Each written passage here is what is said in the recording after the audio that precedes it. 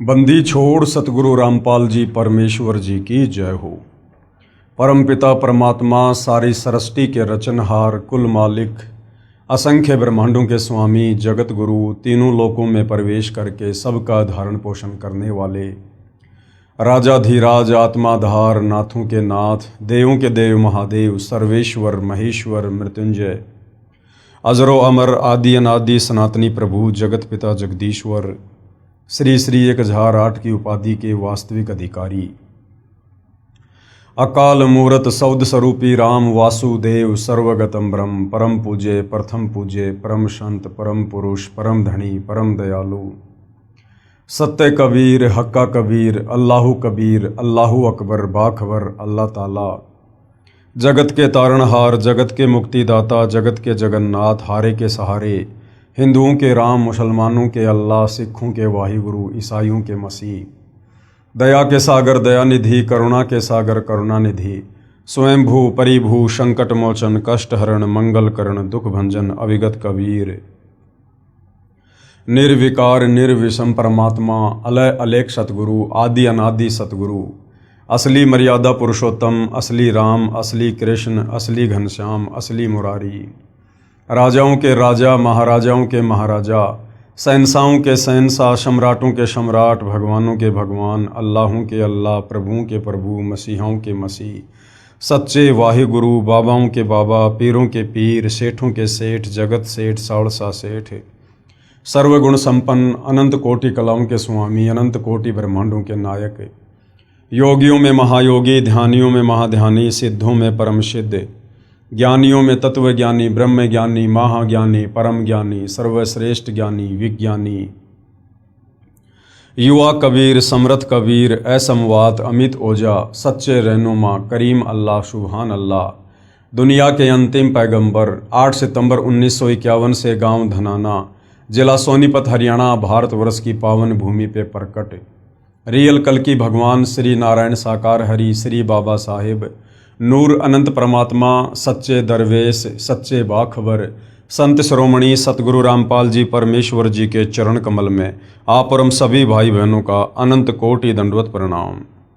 सत्साई भाई और बहनों, बहुत बड़ी दया बहुत बड़ी मेहर पूज्य गुरुदेव भगवान की परमेश्वर रामपाल जी की, जिनके विशेष आशीर्वाद से उन्हीं के द्वारा लिखित पवित्र पुस्तक ज्ञान गंगा के ऊपर वीडियो बनाने की श्रृंखला जारी है।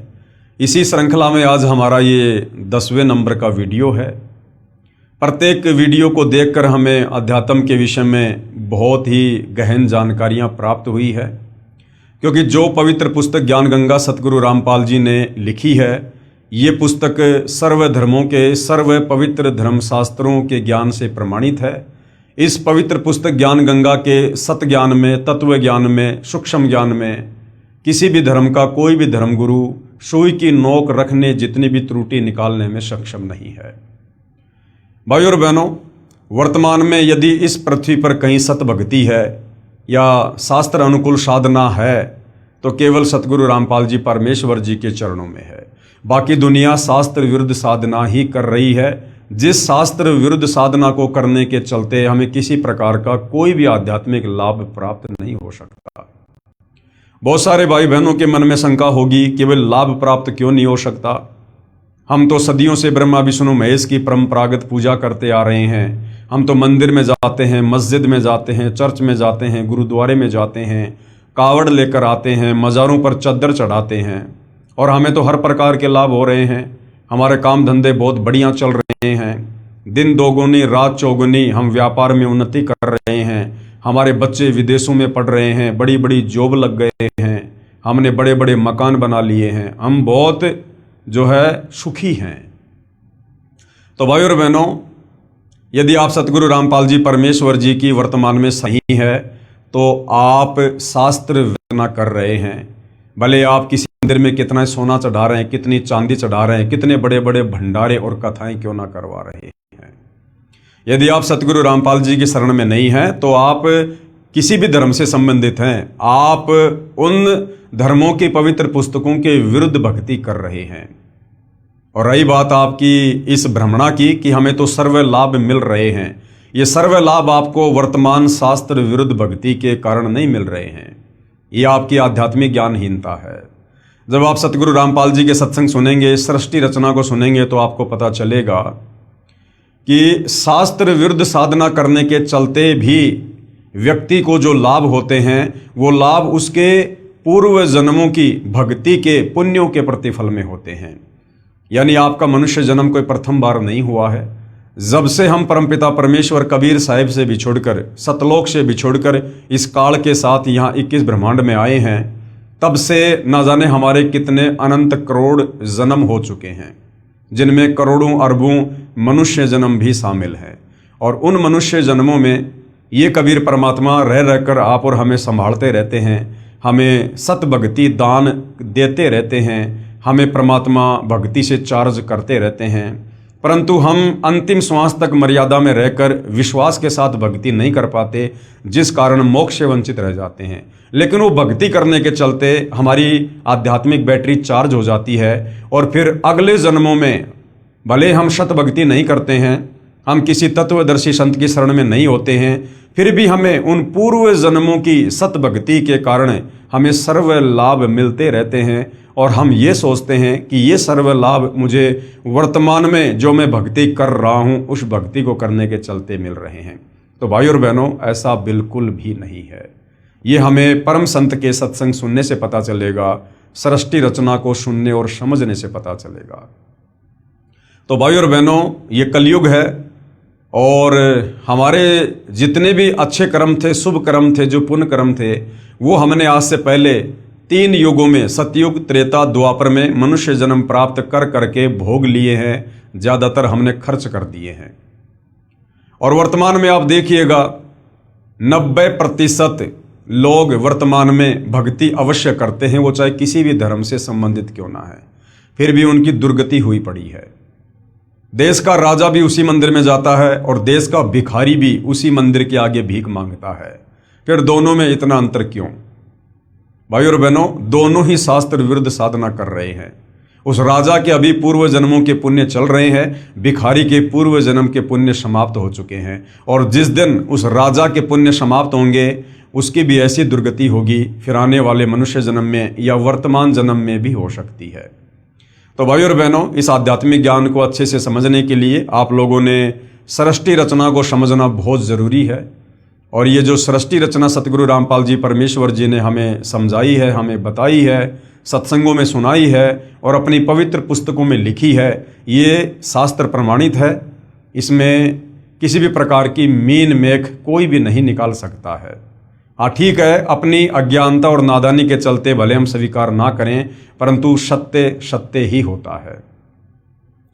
तो भाई और बहनों, यदि आप आगे सत भक्ति रूपी चार्जर लगाना चाहते हैं और आने वाले समय में, क्योंकि आने वाला समय युग परिवर्तन का है और जब जब युग परिवर्तन होता है तब तब महाविनाश होता है, अच्छे अच्छे लोगों की ज़बरदस्त दुर्गति होती है। हम मई 2026 में जी रहे हैं और 2028 युग परिवर्तन का निर्धारित समय है। आने वाले 1.5 वर्षों में क्या से क्या होगा, शायद आप और हमने इसकी कल्पना भी नहीं की होगी।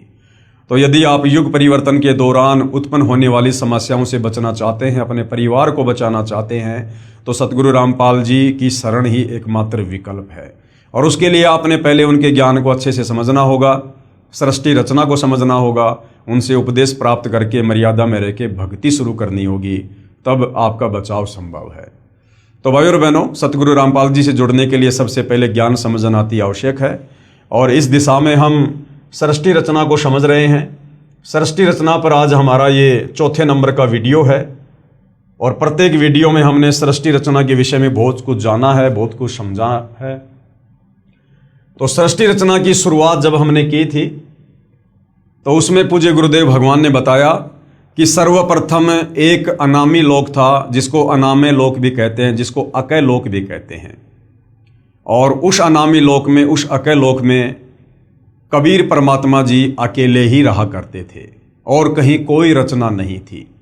उसके बाद कबीर परमात्मा, जिनको सत्य पुरुष भी कहते हैं, अकाल मूर्त भी कहते हैं, शब्द स्वरूपी राम भी कहते हैं, ये उनके उपमात्मक नाम हैं। उस कबीर परमेश्वर ने एक विचार किया और नीचे के 3 अविनाशी लोकों की रचना की, अपनी वचन शक्ति से, अपनी शब्द शक्ति से। अनामी लोक से नीचे कबीर परमात्मा जी ने अगम लोक की रचना की, उसके बाद अलख लोक की रचना की, उसके बाद सतलोक की रचना की। और इन तीनों लोकों में यानी अनामी लोक से नीचे जो तीन लोक हैं, अगम लोक, अलख लोक और सतलोक, इन तीनों लोकों में कबीर परमेश्वर अपना रूपांतरण करके खुद ही विराजमान होते हैं।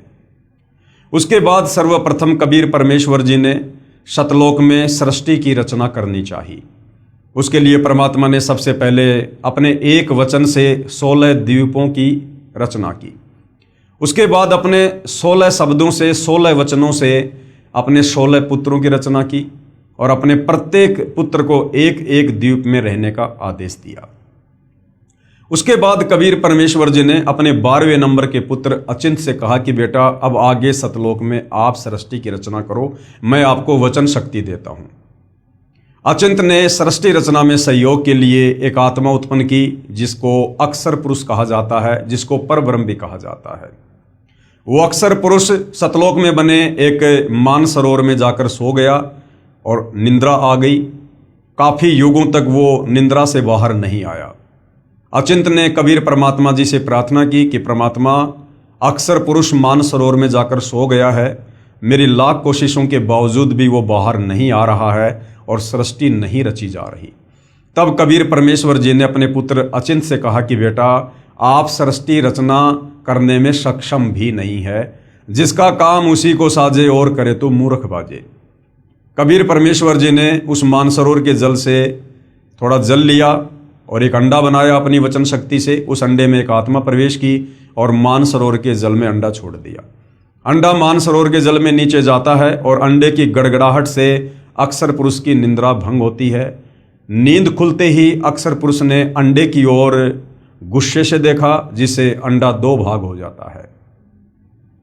जिसमें से जो आत्मा निकलती है उसको क्षर पुरुष का नाम दिया गया, उसको ज्योति निरंजन का नाम दिया गया। आगे चलकर वो काल कहलाया। कबीर परमेश्वर ने आकाशवाणी की कि ज्योति निरंजन और अक्षर पुरुष तुम दोनों बाहर आओ। दोनों आत्मा मानसरोवर से बाहर आती हैं। कबीर परमेश्वर के आदेश अनुसार वो दोनों आत्मा अचिंत के लोक में रहती हैं। काफी समय उपरांत क्षर पुरुष यानी ज्योति निरंजन के मन में ये विचार आया कि हमारे बाकी जो 15 भाई हैं वो सभी अलग अलग द्वीपों में रहते हैं और हम तीनों भाई एक ही द्वीप में रहते हैं। ये सोचकर क्षर पुरुष ज्योति निरंजन, जो आगे चलकर काल भी कहलाया, उसने अलग से राज्य प्राप्ति के लिए, अलग से द्वीप प्राप्ति के लिए एक पैर पर खड़ा होकर सतलोक में तप करना शुरू कर दिया। उससे पहले कबीर परमेश्वर जी ने और काफी आत्माओं की, असंख्य आत्माओं की सतलोक में उत्पत्ति कर दी थी और सभी को सर्व सुख प्रदान कर दिए थे। जब ये ज्योति निरंजन क्षर पुरुष सतलोक में एक पैर पर खड़ा होकर तप कर रहा था तो सतलोक में जो आत्माएं थी वो उसके ऊपर आसक्त हो गई और सोचने लगी कि देखो कितना जबरदस्त तप कर रहा है। कबीर परमेश्वर जी ने आत्माओं को समय समय पर सचेत किया कि बच्चों, इस नादान की नादानी को मत देखो, ये अपने कर्म फोड़ रहा है, तुम आराम से रहो, ठाट बाट से रहो, तुम्हें किसी चीज की कोई कमी नहीं है, इसकी तरफ ध्यान मत दो। हम सभी आत्माओं ने ऊपर से तो सावधानी दिखाई, लेकिन अंदर से हम उस ज्योति निरंजन को चाहने लगे और पतिव्रता पर्द से नीचे गिर गए, परमात्मा के दिल से हम उतर गए। जब काल ने सत्ययुग तप किया तो कबीर परमेश्वर जी ने पूछा कि भाई आप तप क्यों कर रहे हो, आपको क्या चाहिए? तो क्षर पुरुष ने कहा कि मैं जहाँ रह रहा हूँ वो जगह मेरे लिए कम है, मुझे अलग से राज्य प्रदान कीजिए। कबीर परमेश्वर ने क्षर पुरुष को 21 ब्रह्मांड दे दिए जो सतलोक में ही थे। उसके बाद क्षर पुरुष ने फिर से सत्ययुग तप किया, ये सोचकर कि खाली पलाट का क्या करूँगा, इनमें कुछ रचना भी करनी चाहिए और रचना सामग्री कबीर परमात्मा के ही पास है। तो रचना सामग्री प्राप्त करने के लिए सत्ययुग फिर तप किया। फिर कबीर परमेश्वर जी ने पूछा तो क्षर पुरुष ने कहा कि मुझे सृष्टि रचना के लिए सामग्री चाहिए। कबीर परमेश्वर ने उसे 3 गुण, रजगुण, सतगुण, तमगुण और 5 तत्व, पृथ्वी, अग्नि, जल, वायु, आकाश, ये जो उस समय सतलोक में कबीर परमेश्वर जी के 16 पुत्रों में से सबसे बड़े पुत्र कूरम के मुकुट में थे, सूक्ष्म रूप में थे, कबीर परमेश्वर जी ने काल को उपलब्ध करवा दिए। उसके बाद इस क्षर पुरुष ने सोचा कि अब मैंने बहुत सारी रचना भी कर ली है, लेकिन मेरे अकेले का दिल नहीं लग रहा, मुझे कुछ आत्मा चाहिए। ये सोचकर उसने 64 युग फिर तप किया। जब 64 युग तप कर लिया तो कबीर परमेश्वर जी ने पूछा कि भाई क्षर पुरुष, अब आपको क्या चाहिए? जो आपको चाहिए था मैंने आपको सब कुछ दे दिया। तो क्षर पुरुष ने कहा कि पिताजी, मुझे कुछ आत्मा दे दो, मेरा अकेले का मन नहीं लगता है। तो कबीर परमेश्वर जी ने कहा कि भाई देखो, आत्मा मैं आपको किसी भी कीमत पर नहीं दे सकता, ये मेरे अंश हैं, मेरे वचन से उत्पन्न हैं, मेरे बच्चे हैं, और आपको कुछ चाहिए तो आप ले सकते हो। लेकिन भाइयों और बहनों, हम अपने कबीर परमेश्वर जी से दिल हटाकर इस काल के ऊपर हम दिल लगा चुके थे, इसलिए हम पतिव्रता पद से नीचे गिर चुके थे। तो कबीर परमेश्वर जी ने कहा कि भाई क्षर पुरुष, अगर कोई अपनी मर्जी से तेरे साथ जाना चाहता है तो मैं भेज सकता हूँ। तो कबीर परमात्मा और क्षर पुरुष दोनों हम सभी आत्माओं के पास आए, और कबीर परमेश्वर जी ने कहा कि भाई कौन कौन आत्मा है जो इस क्षर पुरुष के साथ इसके 21 ब्रह्मांडों में जाना चाहती है, क्योंकि परमात्मा ने उसको प्रथम बार उसके 70 युग वाले तप के बदले में 21 ब्रह्मांड दिए थे। काफी देर तक सन्नाटा छाया रहा, किसी ने भी हाथ खड़ा नहीं किया। अंत में एक आत्मा ने दुस्साहस किया और हाथ खड़ा किया कि पिताजी, मैं इसके साथ जाना चाहता हूँ।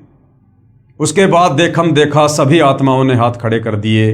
आज जितनी भी आत्माएं, आप और हम सभी, वो चाहे ब्रह्मा विष्णु महेश हैं, चाहे देवी देवता हैं, चाहे लख 84 योनि में गधे कुत्ते सूअर हैं, हम सभी आत्माओं ने जो आज काल के 21 ब्रह्मांडों में फंसे पड़े हैं, हम सभी ने देखा हाथ खड़े कर दिए। कबीर परमेश्वर जी ने क्षर पुरुष से कहा कि भाई ठीक है, आप अपने 21 ब्रह्मांडों में जाओ, जिन जिन आत्माओं ने आपके साथ जाने की स्वीकृति दी है उनको मैं अपने हिसाब से आपके पास भेज दूंगा।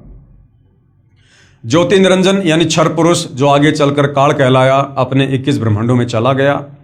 पीछे से कबीर परमेश्वर जी ने सर्वप्रथम हाथ खड़ा करने वाली आत्मा को एक सुंदर युवा लड़की बनाया और अपने पुत्र सहजदास से कहा कि बेटा, आप जाकर इसको ज्योति निरंजन के पास छोड़कर आ जाओ। सहजदास जी ने अपने पिता की आज्ञा पाकर और उस युवा लड़की को, जिसको आगे चलकर दुर्गा भी कहा गया, गीता में जिसको प्रकृति भी कहा गया है, जिसको अष्टंगी 8 भुजा वाली भी कहा गया है, उसे ज्योति निरंजन के पास छोड़ दिया और कहा कि पिताजी ने इसको शब्द शक्ति दे रखी है, आप जितनी आत्मा चाहोगे ये अपने वचन से उत्पन्न कर देगी। सहजदास वापस आ गया। लड़की का युवा शरीर देखकर, रूप रंग निखरा हुआ देखकर और ज्योति निरंजन क्षर पुरुष के मन में दोष उत्पन्न हुआ। उसने उस दुर्गा के साथ में जबरदस्ती करने का प्रयास किया, बलात्कार करने का प्रयास किया। दुर्गा ने बहुत समझाया कि भाई देखो, हम दोनों एक ही पिता की संतान हैं, हम दोनों भाई बहन हैं, आप मेरे बड़े भाई हो, आपकी उत्पत्ति पहले अंडे से हुई है, बाद में मेरी उत्पत्ति उसी परमात्मा ने अपने वचन से की है। आप मेरे बड़े भाई हो, मैं आपकी छोटी बहन हूँ, और भाई बहन का ये शारीरिक मिलन, ये मैथुन कर्म, ये महापाप का कारण बनेगा।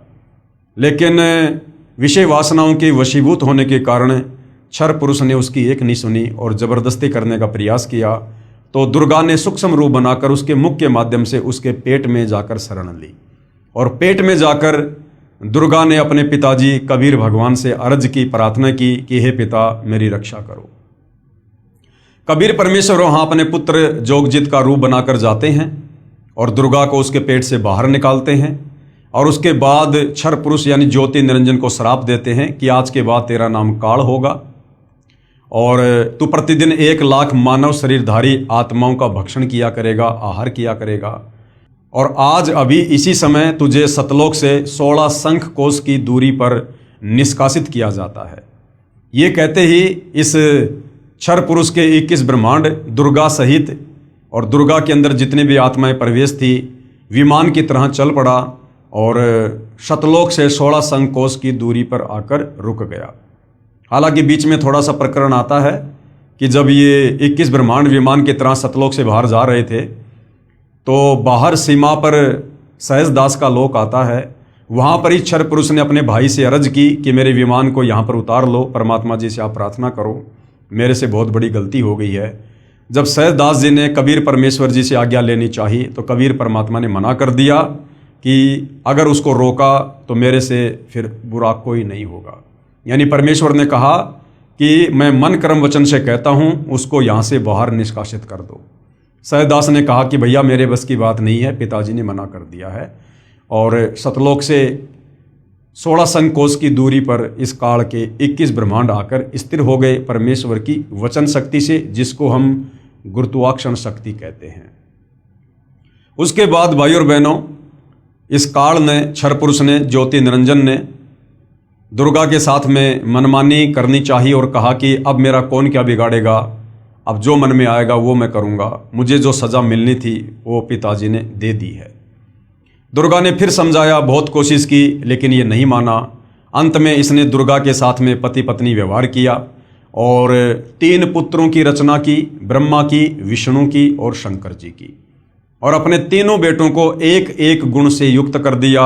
रजगुण से ब्रह्मा जी को, सतगुण से विष्णु जी को, तमगुण से शंकर जी को। तीनों पुत्रों की उत्पत्ति करके ब्रह्मा जी को कमल के फूल के ऊपर बैठाकर अचेत कर दिया, विष्णु जी को शेषनाग की सैया के ऊपर लेटाकर अचेत कर दिया और शंकर जी को कैलाश पर्वत पर बैठाकर अचेत कर दिया। और दुर्गा से कहा कि दुर्गा, अब आज के बाद मैं प्रतिज्ञा करता हूँ कि मैं किसी को भी अपने वास्तविक काल रूप में दर्शन नहीं दूंगा, क्योंकि मुझे परमात्मा जी ने श्राप दिया है। मुझे प्रतिदिन 1 लाख मानव शरीरधारी आत्माओं को खाना पड़ेगा। अगर मेरे इस दुष्कर्म का संसार में आत्माओं को पता चल गया तो फिर कोई भी मेरी पूजा नहीं करेगा और सब लोग यहाँ से बाहर निकलने का प्रयास करेंगे जब कभी कबीर परमात्मा इस लोक में ज्ञान समझाने आएंगे। तो काल ने एक अटल प्रतिज्ञा कर ली कि आज के बाद मैं अपने वास्तविक रूप में किसी को दर्शन नहीं दूंगा। और दुर्गा, अब आप इन तीनों बेटों के माध्यम से मेरे भोजन की व्यवस्था करो, सृष्टि की उत्पत्ति करो। दुर्गा ने काल का आदेश प्राप्त करके और अपने तीनों पुत्रों को सचेत कर दिया, आपस में उनको इकट्ठा कर दिया। उसके बाद में काल के आदेश से दुर्गा ने समुद्र मंथन के दौरान ब्रह्मा जी को 4 वेद दिए। जब ब्रह्मा जी ने वेदों को पढ़ा तो वेदों से पता चला कि कोई ब्रह्म है जो साकार है, सशरीर है, तेजोमय शरीर है और साधना करने से वो मिलता है। उससे पहले दुर्गा कहा करती थी कि पुत्रों, मैं तुम्हारी माँ हूँ, मैं तुम्हारा पिता हूँ। लेकिन जब ब्रह्मा जी ने वेद पढ़े और वेदों में पढ़ा कि कोई परमात्मा अलग है, तो ब्रह्मा जी ने कहा कि माँ, वेदों में तो लिखा है कि ब्रह्म कोई और है, आप कह रही हो कि ब्रह्म मैं ही हूँ, मैं तुम्हारी माँ हूँ, मैं तुम्हारा पिता हूँ।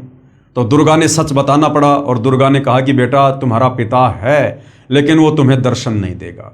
ये बात सुनकर ब्रह्मा जी को अपनी माता की बातों पर अविश्वास हो गया और ब्रह्मा ने सोचा कि मैं अपने पिता के दर्शन करूंगा। ये सोचकर ब्रह्मा जी उत्तर दिशा की ओर चल दिए, जहां पर अंधेरा ही अंधेरा था।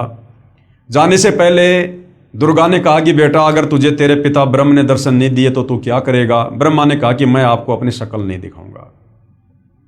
4 युग तक ब्रह्मा जी ने ध्यान लगाया, परंतु काल यानी ब्रह्म ने उसको दर्शन नहीं दिए। उधर से काल ब्रह्म ने आकाशवाणी की कि दुर्गा, सृष्टि क्यों नहीं रची जा रही है? तो दुर्गा ने कहा कि आपका बड़ा बेटा ब्रह्मा आपकी खोज करने के लिए गया हुआ है। तो ब्रह्म ने कहा, यानी काल ने कहा कि उस ब्रह्मा को वापस बुलाओ, मैं दर्शन नहीं दूंगा। दुर्गा ने अपनी शब्द शक्ति से गायत्री नाम की एक लड़की उत्पन्न की और कहा कि अपने भाई ब्रह्मा को लेकर आओ किसी भी प्रकार से। गायत्री चली जाती है। ब्रह्मा जी समाधि में थे। गायत्री ने ध्यान से दुर्गा से जब बातचीत की, संवाद किया, तो दुर्गा ने कहा कि आप उसके पैर को हाथ लगाओ, उसके चरणों को स्पर्श करो। गायत्री ने ऐसा ही किया और ब्रह्मा जी का ध्यान भंग हुआ। ब्रह्मा जी ने कहा कि तू कौन उल्टा है जिसने मेरी समाधि भंग कर दी, मेरा ध्यान भंग कर दिया, मैं तुझे श्राप दूंगा। तो गायत्री ने कहा कि श्राप बाद में देना, पहले मेरी बात सुन लो। मुझे माता ने भेजा है तुम्हें वापस लाने के लिए, क्योंकि तुम्हारे बिना सृष्टि नहीं रची जा रही है। तो ब्रह्मा ने कहा कि भाई गायत्री, मैं वापस कैसे चलूं? मुझे पिताजी के दर्शन नहीं हुए और मैं तो प्रतिज्ञा करके आया था कि जब तक पिताजी के दर्शन नहीं होंगे मैं अपना मुंह नहीं दिखाऊंगा। गायत्री की मजबूरी थी ब्रह्मा को वापस लेकर जाना। तो गायत्री ने कहा कि आपको तो चलना पड़ेगा। तो ब्रह्मा जी ने कहा कि एक शर्त पर चल सकता हूं, यदि आप मेरी झूठी गवाही दे दो कि हाँ, मेरे सामने ब्रह्मा को इसके पिता ने दर्शन दिए। गायत्री ने कहा कि मैं झूठी गवाह नहीं दे सकती तो मैं नहीं चलूंगा। लेकिन गायत्री की मजबूरी थी। गायत्री ने सोचा कि अगर कल को मेरी बात झूठी हो गई तो मैं अकेली जो है माता के दंड का भागी बनूंगी। तो क्यों ना इस ब्रह्मा को भी बराबर का भागीदार बनाया जाए। गायत्री ने एक ऐसी शर्त रखी कि आपको मेरे साथ में शारीरिक संबंध बनाने पड़ेंगे, रति क्रिया करनी पड़ेगी, तब मैं आपकी झूठी गवाही दूंगी। ब्रह्मा जी की मजबूरी थी और दोनों ने वो कर्म किया। उसके बाद गायत्री ने सोचा क्यों ना एक गवाह और बनाया जाए। तो ब्रह्मा से बात करने के बाद में, ब्रह्मा की सहमति के बाद में, गायत्री ने अपने वचन से एक पोहपति नाम की लड़की उत्पन्न की और उसको भी यही कहा कि आप ऐसे ऐसे गवाही दो। तो पोहपति ने कहा कि मैं झूठी गवाही नहीं दूंगी, हाँ यदि ब्रह्मा मेरे साथ में शारीरिक संबंध बनाए तो मैं झूठी गवाही दे सकती हूँ। उसके बाद पोहपति के साथ ब्रह्मा जी ने शारीरिक संबंध बनाए और ब्रह्मा जी ने दोनों को बता दिया था, यदि माता जी पूछे कि तुम्हारा पिता कैसा है, दिखने में कैसा है, तो वेदों में वर्णित परमेश्वर की व्याख्या ब्रह्मा जी ने पहले ही उनको बता दी कि ऐसे कह देना कि परमात्मा मानव सदृश है, नर रूप है, तेजोमय शरीर है। और तीनों दुर्गा के पास में जाते हैं। दुर्गा ने कहा कि बेटा तुझे तेरे पिता ने दर्शन दिए? तो ब्रह्मा जी ने कहा कि हाँ मुझे मेरे पिता के दर्शन हुए। दुर्गा ने कहा कि कोई प्रमाण दो, कोई सबूत दो, कोई गवाह बताओ। तो ब्रह्मा ने कहा कि इन दोनों के सामने मुझे पिता ने दर्शन दिए। जब दुर्गा ने उन दोनों से जानना चाहा तो दोनों ने कहा कि हाँ हमारे सामने दर्शन दिए। उधर से दुर्गा ने सोचा कि ब्रह्म यानी काल मुझे तो कह रहा था कि मैं किसी को दर्शन नहीं दूंगा और ये कह रहे हैं कि मुझे दर्शन दे दिए। वो थोड़ी सी नाराज हुई और उसने ध्यान लगाया तो काल ने आकाशवाणी की कि दुर्गा ये तीनों झूठ बोल रहे हैं, मैंने इनको किसी प्रकार से कोई दर्शन नहीं दिए। यह आकाशवाणी सभी ने सुनी, सबके सिर नीचे हो गए और उसके बाद में दुर्गा ने ब्रह्मा यानी अपने बड़े बेटे को श्राप दिया कि जग में तेरी पूजा नहीं होगी और तेरे वंशज यानी ब्राह्मण धर्मगुरु जो वेदों को पढ़ेंगे, वेदों को ना समझकर आगे लोगों को ज्ञान देंगे, गुमराह करेंगे, वो भी तेरे जैसे झूठे होंगे, पाखंडी होंगे। दुनिया को गुमराह करना उनका परमो धर्म होगा। उसके बाद में दुर्गा ने अपने दूसरे नंबर के बेटे विष्णु से कहा कि बेटा आप भी अपने पिता के दर्शन कर लो, कहीं बाद में फिर आप जी बीच में समाधि लगा के बैठ जाओगे। तो विष्णु जी भी अपने पिता के दर्शन के लिए पाताल लोक में चल दिया। पाताल लोक में शेषनाग था। शेषनाग ने देखा कि मेरे लोक में ये मेरी अनुमति के बिना कौन बेधड़क आ रहा है। तो शेषनाग ने अपने 1000 फणों से विष छोड़ दिया, जिसके चलते विष्णु जी का पूरा शरीर नीला हो गया, काला हो गया।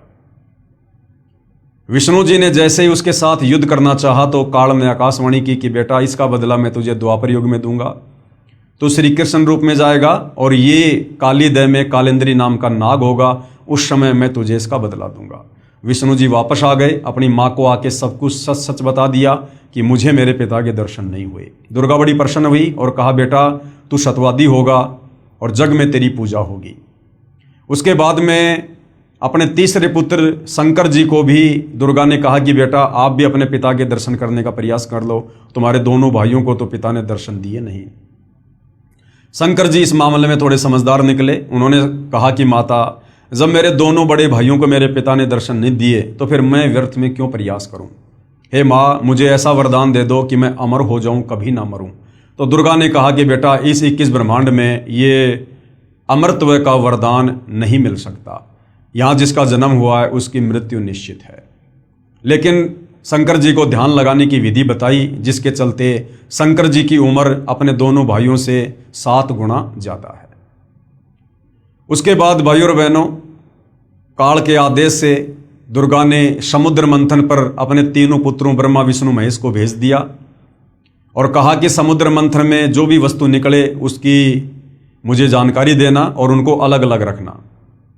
समुद्र मंथन हुआ। दुर्गा समुद्र में जाकर अपने 3 रूप बनाती है। 3 लड़कियों के रूप में दुर्गा प्रकट होती है, बाहर भी खड़ी हुई है। और जब 3 लड़कियां लेकर ब्रह्मा विष्णु महेश बाहर आते हैं तो दुर्गा ने कहा कि सबसे पहले कौन सी लड़की आई? तो कहा जी ये वाली आई। तो दुर्गा ने उसका नाम सावित्री रखा और उसकी शादी ब्रह्मा जी के साथ कर दी। दूसरी का नाम लक्ष्मी रखा और विष्णु जी को दे दी। तीसरी का नाम पार्वती रखा और शंकर जी के साथ में शादी कर दी और तीनों को अपने अपने लोक में भेज दिया और तीनों को एक एक गुण से युक्त कर दिया। ब्रह्मा जी को रजोगुण से युक्त कर दिया, जिसके चलते तीनों लोकों के प्राणी रजोगुण के प्रभाव से संतान उत्पत्ति करते हैं। विष्णु जी को सतोगुण से युक्त कर दिया, जिस सतोगुण के प्रभाव के चलते सभी आपस में मोह ममता में बंधे हुए हैं। शंकर जी को तमोगुण से युक्त कर दिया, जिसके चलते फिर मनमुटाव, राग द्वेष, ईर्ष्या, लड़ाई झगड़े यानी संहार का कार्य तमोगुण के कारण शंकर जी करते हैं। और इस प्रकार से इस काल के 21 ब्रह्मांड की सृष्टि चल रही है।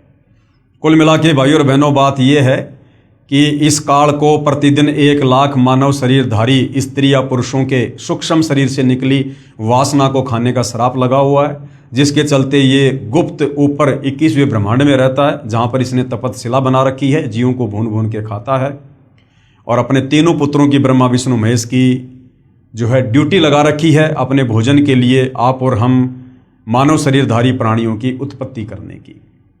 तो भाई और बहनों, और यहाँ कुछ भी लेना देना नहीं है।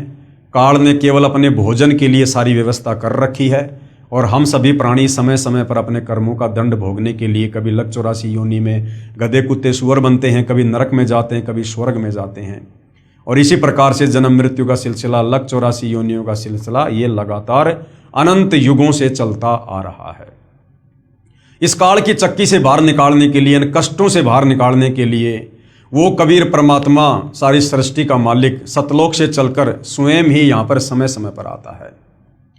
उसके बाद भाइयों और बहनों, इस काल को 21 ब्रह्मांड सहित बाहर निकालने के बाद सतलोक में जो एक और आत्मा थी, परब्रह्म, जिसको अक्षर पुरुष भी कहते हैं, उस अक्षर पुरुष के मन में आया कि क्षर पुरुष ज्योति निरंजन जो 21 ब्रह्मांड सहित सतलोक से चला गया है, वो बहुत सुख भोग रहा होगा। अक्षर पुरुष उसकी याद में रहने लगा, भक्ति भी करने लगा, लेकिन व्याकुल रहने लगा, चिंतित रहने लगा उस काल की याद में। और भी बहुत सारी आत्माएं जो सतलोक में थी, वो आत्माएं भी ये सोचकर कि काल ब्रह्म के साथ जितनी भी आत्मा उसके 21 ब्रह्मांड में गई हैं, वो तो बड़े सुख भोग रही होंगी, ये सोचकर उनके मन में भी दोष आ गया कि काश हम भी चले जाते तो हम भी ना जाने क्या क्या सुख भोगते। जबकि यहाँ हम लोग गधे कुत्ते सुअर बनकर टट्टी खा रहे हैं, लैट्रिन खा रहे हैं, नरक का कष्ट भोग रहे हैं, जन्म मृत्यु के चक्कर में हैं, अकाल मृत्यु मर रहे हैं, गरीबी में, भिखारीपन में, दारिद्र्य में जी रहे हैं। तो बाकी जितने भी आत्माओं के मन में दोष आया और अक्षर पुरुष के मन में दोष आया, उसके चलते वो भी पतिव्रता पद से नीचे गिर गए। कबीर परमेश्वर ने उनको भी सतलोक से बाहर करना जरूरी था। और फिर ठीक उसी प्रकार से कबीर परमेश्वर जी ने अक्षर पुरुष को यानी परब्रह्म को भी 7 शंख ब्रह्मांड दे दिए। और सर्वप्रथम अक्षर पुरुष के साथ उसके 7 शंख ब्रह्मांडों में जाने के लिए जिस आत्मा ने स्वीकृति दी, उसकी एक युवा लड़की बना दी, जिसका नाम ईश्वरी माया रखा। और बाकी सभी आत्माओं को सूक्ष्म रूप में ईश्वरी माया के अंदर जो है वो प्रवेश करके और अक्षर पुरुष के पास में भिजवा दिया। लेकिन अक्षर पुरुष ने और ईश्वरी माया ने वो गलती नहीं की जो गलती काल और दुर्गा ने सतलोक में की थी, जबरदस्ती शारीरिक संबंध बनाने की। यानी शारीरिक संबंध बनाने का प्रयास किया लेकिन सफल नहीं हो पाए। लेकिन अक्षर पुरुष ने ईश्वरी माया की सहमति से अपने नाखूनों से उसको स्त्री इंद्री लगाई और मैथुन क्रिया की, जिसके चलते अक्षर पुरुष के लोक में जीवों को भूनकर नहीं खाया जाता है, जीवों को जो है वो तपतशिला का कष्ट नहीं दिया जाता है। बाकी सारे के सारे कष्ट जो 21 ब्रह्मांड में हैं, काल के लोक में हैं, जैसे जन्म और मृत्यु, लक 84 योनियों का कष्ट, नरक का कष्ट, ये जो का त्यों अक्षर पुरुष के लोक में भी आत्माओं को दिया जाता है। तो भाइयों और बहनों, इस प्रकार से कबीर परमेश्वर जी ने 7 शंख ब्रह्मांड अक्षर पुरुष को और 21 ब्रह्मांड इस काल को देकर सतलोक से निष्कासित किया। उसके बाद रह रहकर कबीर परमेश्वर जी इस काल के 21 ब्रह्मांड में आते हैं, अक्षर पुरुष के 7 शंख ब्रह्मांड में जाते हैं। हम आत्माओं को सतलोक में की गई अपनी गलती सृष्टि रचना सुनाकर याद दिलाते हैं और हमें उनके बंधन से छुड़वाते हैं। जो जो आत्माएं उनके ज्ञान को स्वीकार कर लेती है, उनकी भक्ति स्वीकार कर लेती है और आजीवन मर्यादा में रहकर भक्ति करती है, उन आत्माओं को परमेश्वर वापस सतलोक लेकर जाते हैं। तो भाई और बहनों, यहाँ जो सृष्टि रचना चल रही है, जो सतगुरु रामपाल जी ने अपने सत्संगों में सुनाई है और अपनी पवित्र पुस्तकों में लिखी है, इसका समर्थन सर्वधर्मों के सर्व पवित्र धर्मशास्त्र भी कर रहे हैं। और हमने इस पवित्र पुस्तक ज्ञान गंगा में देखा कि मुसलमान धर्म की कुरान शरीफ, तौरेत, जबूर, ईसाइयों की बाइबल, हिंदुओं के 4 वेद और गीता जी, साथ में बहुत सारे महापुरुषों की जो लेखनी से जो ग्रंथ लिखे गए हैं, जिस प्रकार से धर्मदास जी के द्वारा लिखा गया कबीर सागर और दादू जी का दादू ग्रंथ और भी बहुत सारे महापुरुषों के ग्रंथों ने इसी सृष्टि रचना का समर्थन किया है। जो सृष्टि रचना कबीर परमेश्वर 650 साल पहले बनारस के काशी में बताया करते थे, जिस समय उनको अनपढ़ कहकर रिजेक्ट कर दिया गया था, आज उसी सृष्टि रचना को हमारे सर्व धर्मों के धर्मशास्त्र समर्थन दे रहे हैं। तो आज भाइयों और बहनों, सृष्टि रचना का ये लास्ट वीडियो है और आदरणीय गरीबदास जी जो गांव छुड़ानी जिला झज्जर हरियाणा में हुए, जिनको कबीर परमेश्वर जी 10 साल की उम्र में सतलोक से चलकर धरती पर प्रकट होकर जिंदा बाबा के रूप में मिले, उनको अपना ज्ञान समझाया, उनकी आत्मा को शरीर से निकालकर सतलोक ले गए, सतलोक दिखाया, पूरी सृष्टि रचना से वाकिफ कराया और सर्व ब्रह्मांड दिखाए, ब्रह्मा विष्णु महेश के लोग दिखाए, दुर्गा का लोग दिखाया, काल का लोग दिखाया, तपतशिला दिखाई, नरक स्वर्ग सब कुछ दिखाया, उनका ज्ञान योग खोला। और आदरणीय गरीबदास जी ने फिर 5वें वेद सूक्ष्म वेद की रचना की। तो आज कबीर परमेश्वर जी ने जो सृष्टि रचना हमें बताई है, समझाई है, जो समय समय पर चारों युगों में बताते रहते हैं, आदरणीय गरीबदास जी जो लगभग 300 साल पहले गांव छुड़ानी जिला झज्जर हरियाणा में हुए थे, उनके द्वारा लिखित ग्रंथ सदग्रंथ साहिब में, जिसमें 24,000 वाणियाँ हैं, विश्व की सभी भाषाओं के शब्दों का समावेश है, जिसको सदग्रंथ साहिब भी कहते हैं, 5वां वेद सूक्ष्म वेद भी कहते हैं, उसमें सृष्टि रचना का ज्यों का त्यों प्रमाण है।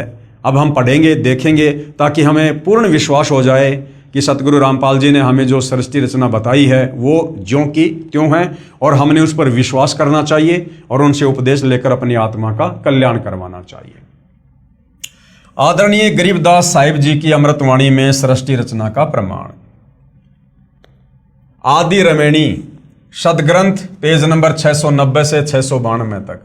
आदि रमैणी अदली सारा जादिन होते धुंधुकारा, यानी जब कबीर परमात्मा केवल अनामी लोक में अकेले थे, उस समय और बाकी कहीं कुछ भी नहीं था। ना ये सातसंग ब्रह्मांड थे अक्षर पुरुष के, ना काल के 21 ब्रह्मांड थे, ना नीचे का कोई अगम लोक था, ना कोई अलख लोक था, ना कोई सतलोक था। सत्य पुरुष कीन्या प्रकाशा हम होते तकत कबीर खवाशा। उसके बाद सत्य पुरुष कबीर साहिब ने ही पूरी सारी जो है वो रचना की और आदरणीय गरीबदास जी कहते हैं कि उस समय हम कबीर परमात्मा जी के दरबार में नौकर थे। यानी भाइयों और बहनों, जब हम भक्ति मार्ग में आगे बढ़ेंगे तो हमें पता चलेगा कि आदरणीय गरीबदास जी की भूमिका, एक भगत की भूमिका भी कबीर परमात्मा ने इस अध्यात्म को समझाने के लिए और 5वें वेद सूक्ष्म वेद सदग्रंथ साहिब की रचना करवाने के लिए खुद ही भूमिका की थी। मन मोहिनी सृजी माया सत्य पुरुष एक ख्याल बनाया। मन मोहिनी सृजी माया, यानी सतलोक में कबीर परमेश्वर जी ने जब ये काल तप कर रहा था, 21 ब्रह्मांड दे दिए थे, तो सबसे पहले 21 ब्रह्मांड में जाने के लिए जिस आत्मा ने हाथ खड़ा किया था, कबीर परमात्मा ने एक सुंदर युवा मन मोहिनी लड़की का रूप उसको दिया, जिसको माया भी कहते हैं, दुर्गा भी कहते हैं, और वो काल के पास में परमात्मा ने भेजी थी। तो कहते हैं मन मोहिनी सृजी माया और सत्य पुरुष एक ख्याल बनाया। धर्मराय सिरजे दरबानी 64 जुग तब सेवा ठानी। और इस धर्मराय यानी काल की उत्पत्ति भी परमात्मा ने अंडे से की थी और उसके 64 युग के बदले में कबीर परमेश्वर ने उसको आत्माएं दी थी।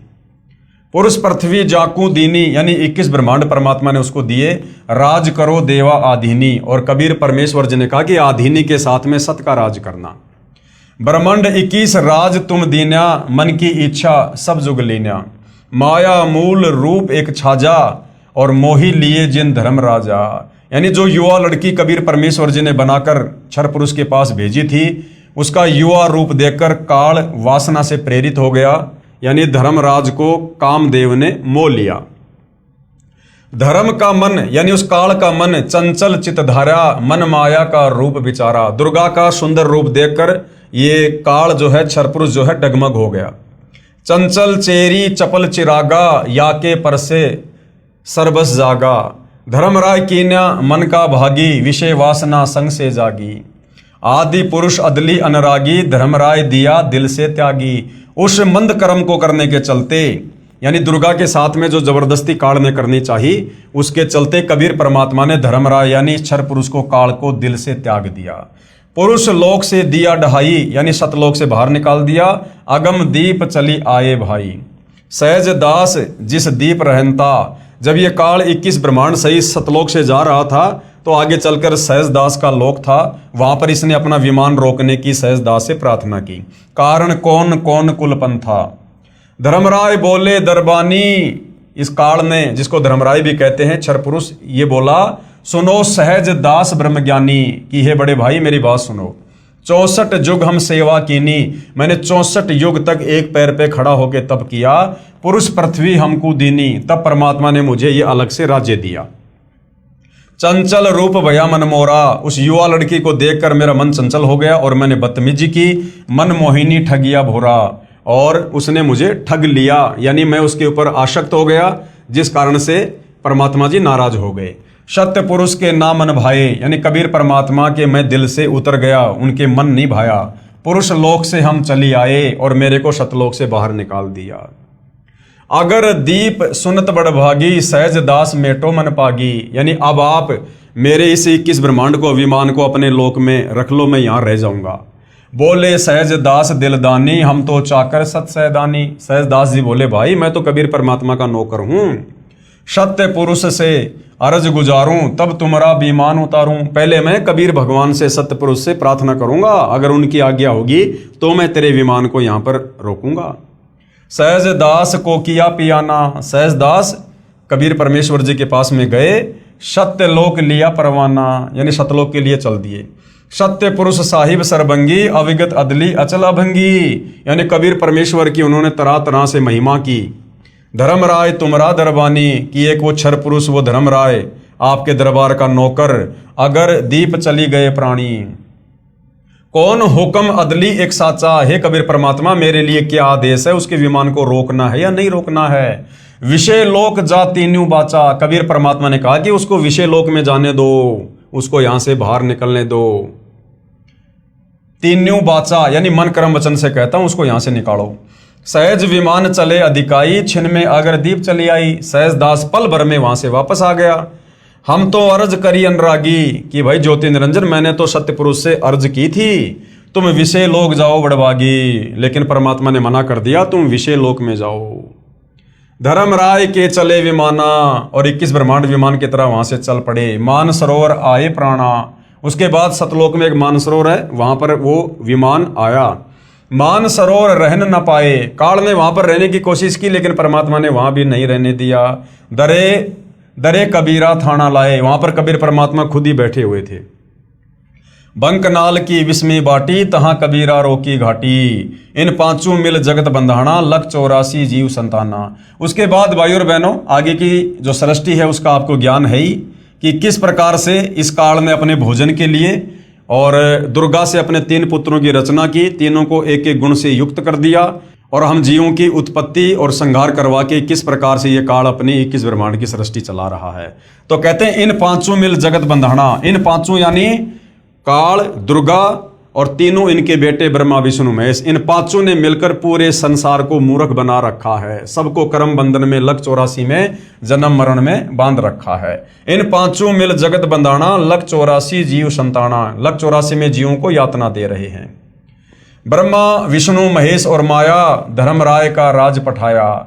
ये ब्रह्मा विष्णु और महेश और इनकी माता माया, ये दुर्गा, ये चारों मिलकर ये धर्मराय यानी काल के राज्य को चला रहे हैं।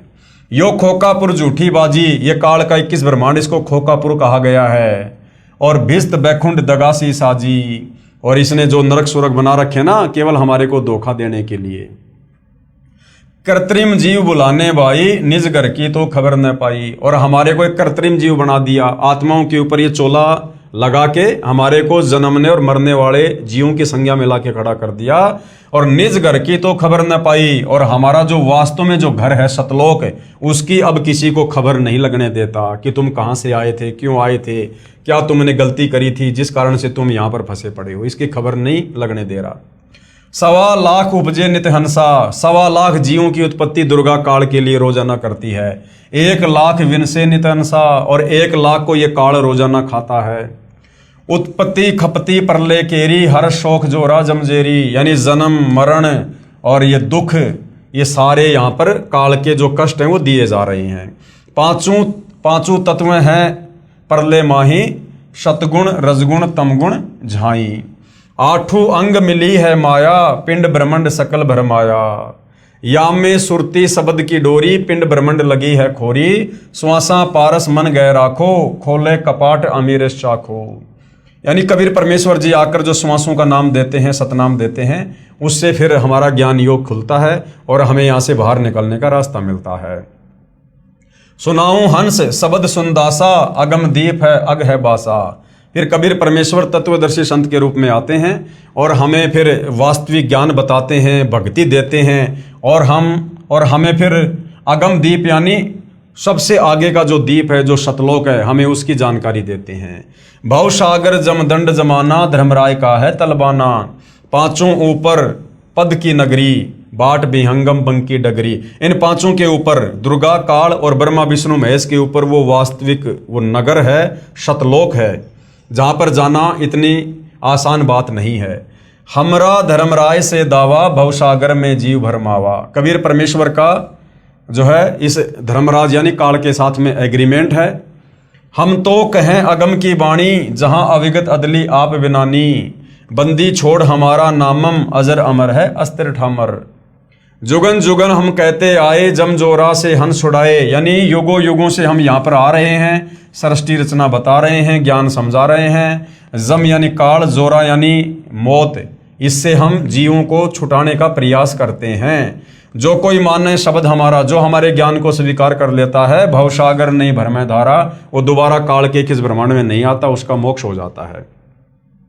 याम में सुरती शब्द का लेखा, तन अंदर मन कहो किन देखा।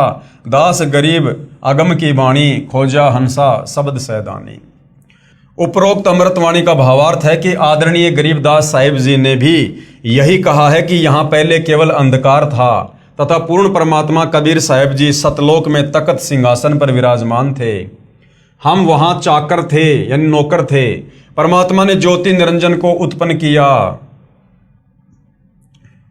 फिर उसके तप के प्रतिफल में 21 ब्रह्मांड प्रदान किए।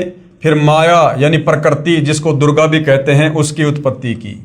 युवा दुर्गा के रूप पर मोहित होकर ज्योति निरंजन यानी ब्रह्म ने दुर्गा यानी प्रकृति से बलात्कार करने की चेष्टा की। ब्रह्म यानी काल को उसकी सजा मिली, उसे सतलोक से निकाल दिया तथा श्राप लगा कि 1 लाख मानव शरीरधारी प्राणियों का प्रतिदिन आहार करेगा, 1.25 लाख उत्पन्न करेगा। यहाँ सभी प्राणी जन्म मृत्यु का कष्ट उठा रहे हैं। यदि कोई पूर्ण परमात्मा का वास्तविक शब्द, सच्चा नाम जाप मंत्र हमारे से प्राप्त करेगा, उसको काल की बंद से छुड़वा देंगे। हमारा बंदी छोड़ नाम है, यानी जो काल के कर्म बंधनों से छुड़वा दे, सतलोक में भेज दे, उसको कहते हैं बंदी छोड़। आदरणीय गरीबदास जी अपने गुरु व प्रभु कबीर परमात्मा के आधार पर कह रहे हैं कि सच्चे मंत्र अर्थात सतनाम व सार शब्द की प्राप्ति कर लो, पूर्ण मोक्ष हो जाएगा। नहीं तो नकली नामदाता संतों व महंतों की मीठी मीठी बातों में फंसकर शास्त्र विधि रहित साधना करके काल जाल में रह जाओगे, फिर कष्ट पर कष्ट उठाओगे। कहने का मतलब भाइयों और बहनों, हमें सृष्टि रचना पर विश्वास हो, इसके लिए महापुरुषों की जो है ये बातें बताई जा रही हैं। तो आदरणीय गरीबदास जी के सदग्रंथ साहिब में भी सृष्टि रचना का ज्यों का त्यों प्रमाण है। संत गरीबदास जी कृत अमर ग्रंथ के अध्याय हंस परमहंस की कथा की वाणी नंबर 37 और 43 में क्या कहा गया है सृष्टि रचना को लेकर। माया आदि निरंजन भाई, और अपने जाए आपे खाई। ये दुर्गा, ये माया, ये खुद ही पैदा करती है और खुद ही ये काल के पास में भोजन के लिए भेज देती है। यानी कहने का मतलब है भाइयों और बहनों, ये खुद ही पैदा करते हैं। ये काल और दुर्गा, ब्रह्मा विष्णु महेश को भी पैदा किया, फिर उसके बाद आप और हम सभी जीवों को पैदा किया। यानी हम सब यहाँ 21 ब्रह्मांड में काल और दुर्गा की संतान हैं, इसी से उत्पन्न हैं। और ये फिर सबको तपस्या पे भून भून के खाते हैं सबको।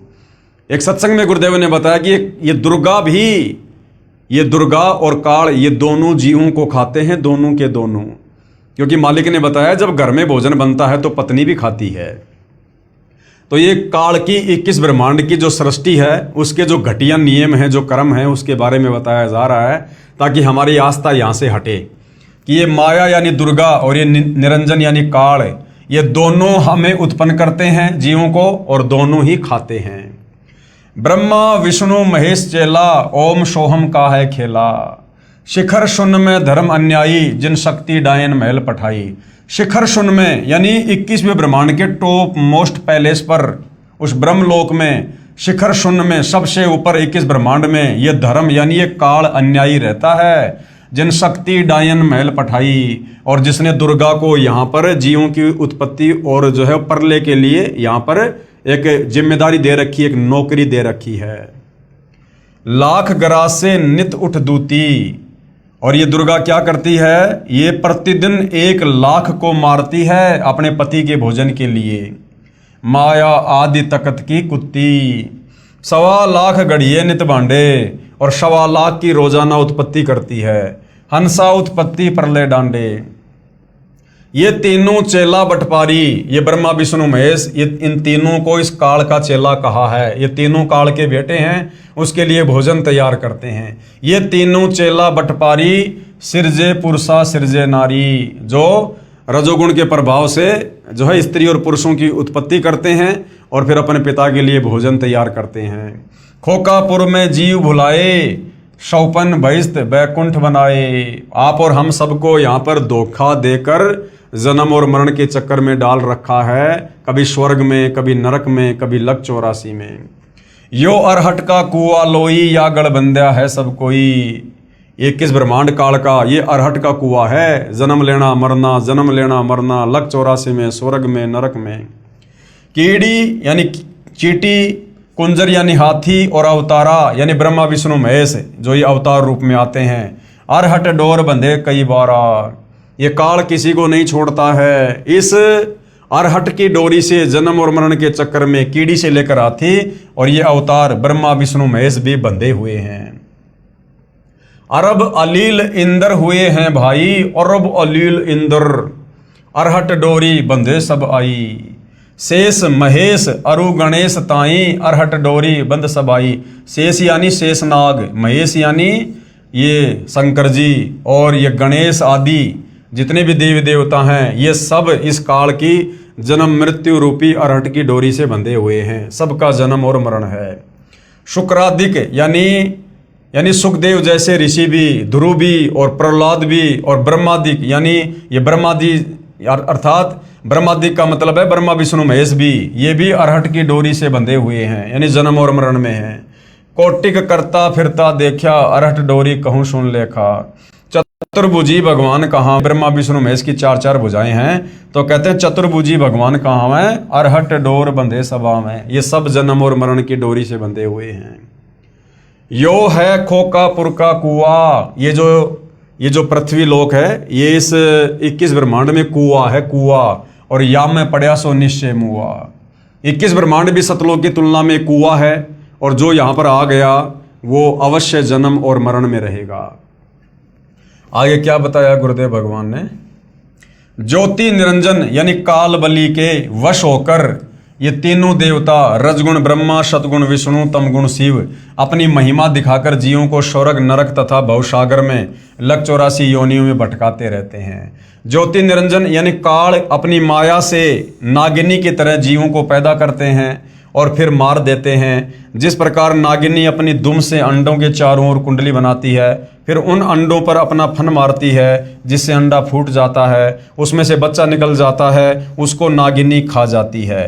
फन मारते समय कई अंडे फूट जाते हैं, क्योंकि नागिनी, ये भाई और बहनों, वो अरहट के कुएं का एक चित्र समझा रखा है। जिस प्रकार पहले इस प्रकार से कुएं से पानी निकाला करते थे, पहले ट्यूबवेल वगैरह मोटर वगैरह नहीं होती थी, इसी प्रकार से कुएं से जो है वो पानी निकाला जाता था।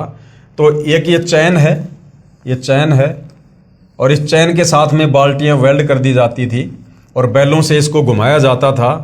तो बाल्टी क्या होती थी, नीचे तो पानी से भर जाती थी और ऊपर आकर यहाँ पर ये खाली हो जाया करती थी। तो कहते हैं कि इस काल का 21 ब्रह्मांड इस अरहट की तरह से है। हम इस पृथ्वी लोक पर आते हैं, यहाँ पर मनुष्य जन्म प्राप्त करते हैं, जैसा भी धर्म कर्म करते हैं, भक्ति करते हैं, थोड़े बहुत हम पुण्य प्राप्त करते हैं, पाप प्राप्त करते हैं, यहाँ से अपने पाप और पुण्य का थैला भर के और ऊपर जाते हैं स्वर्ग में, महास्वर्ग में, वहाँ पर अपनी भक्ति को खर्च करके फिर वापस मनुष्य जन्म प्राप्त करके इस पृथ्वी लोक पर आ जाते हैं। कभी हम यहाँ पर लक 84 योनियों में चींटी बनते हैं, कभी हाथी बनते हैं, और कभी ब्रह्मा विष्णु महेश बनते हैं, कभी स्त्री और पुरुष बनते हैं। तो ये जन्म मरण का चक्कर, पाप पुण्य का खेल इसी प्रकार से काल के 21 ब्रह्मांड में चलता रहता है। आगे क्या बताया है? उस नागिनी के बहुत सारे अंडे होते हैं, जो अंडे फूटते हैं उनमें से बच्चे निकलते हैं। यदि कोई बच्चा कुंडली यानी सर्प की दुम का घेरा से बाहर निकल जाता है तो वह बच्चा बच जाता है, नहीं तो कुंडली में वह नागिनी छोड़ती नहीं है।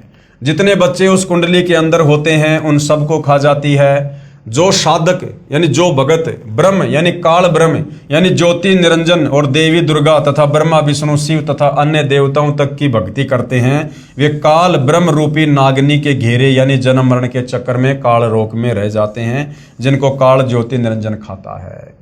यानी काल की भक्ति यानी गीता जी में जो ब्रह्म भक्ति बताई है, जिसका ओम मंत्र है, चाहे तो ये ब्रह्म की भक्ति कर लो, चाहे दुर्गा की कर लो, चाहे ब्रह्मा विष्णु महेश की भक्ति कर लो, चाहे नीचे के देवी देवताओं की भक्ति कर लो, ये 21 ब्रह्मांड की भक्ति है। इस भक्ति से हम बाहर नहीं निकल सकते, जन्म मरण के चक्कर में रहेंगे और काल हर बार हमें तपशिला पर भून भून के इसी प्रकार से खाएगा। माया काली नागिनी अपने जाए खात और कुंडली में छोड़े नहीं, 100 बातों की बात। इसी प्रकार ये काल बलि का जाल है, इस काल का जाल है। निरंजन तक की भक्ति पूरे संत से नाम लेकर करेंगे तो भी इस निरंजन की कुंडली 21 ब्रह्मांड से बाहर नहीं निकल सकते। अगर आप सतगुरु रामपाल जी से केवल इस काल तक की भक्ति लेकर भक्ति करोगे, केवल ओम नाम की भक्ति करोगे, प्रथम मंत्र लोगे, तो भी आप इसके जन्म और मरण के चक्कर से बाहर नहीं निकल सकते। हाँ, यदि आपने सतगुरु रामपाल जी से, तत्वदर्शी संत से अगर भक्ति का पूरा कोर्स ले लिया, प्रथम मंत्र प्राप्त कर लिया जिसमें काल ब्रह्मा विष्णु महेश और दुर्गा सबके मंत्र हैं, उसके बाद यदि आपने शतनाम भी प्राप्त कर लिया और तीसरा मंत्र सार नाम प्राप्त कर लिया और फिर सार शब्द आपको प्राप्त हुआ, तो आप इस काल के अरहट के कुएं से, जन्म मरण के चक्कर से बाहर निकल सकते हैं। स्वयं ब्रह्मा विष्णु महेश आदि माया शेरा वाली भी निरंजन की कुंडली में है, यानी ब्रह्मा विष्णु महेश को भी ये काल बलि तपशिला पर भून भून के खाता है। ये बेचारे अवतार धारकर आते हैं और जन्म मृत्यु का चक्कर काटते रहते हैं।